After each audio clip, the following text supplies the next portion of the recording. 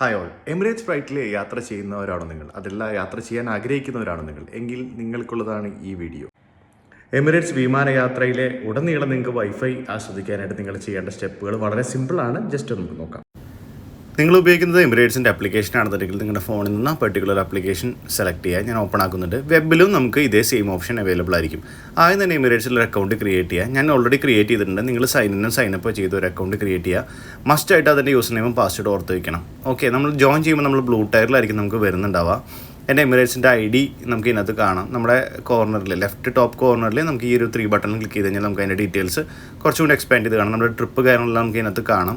നിങ്ങൾ എമിറേറ്റ്സിൻ്റെ സൈറ്റ് വഴി ബുക്ക് ചെയ്യുമ്പോഴോ അതല്ല നിങ്ങൾ തേർഡ് പാർട്ടി സൈറ്റ് വഴി ടിക്കറ്റ് ബുക്ക് ചെയ്തിട്ട് എമിറേറ്റ്സിൻ്റെ മാനേജ് ആപ്ലിക്കേഷൻ വഴി, അതായത് വെബിലെ മാനേജ് ത്രൂ നമ്മൾ വെബ് ചെക്ക് ഇൻ ചെയ്യുമ്പോഴാണ് നമുക്ക് ഈ ഒരു സേവനം അവൈലബിൾ ആയിരിക്കുള്ളൂ.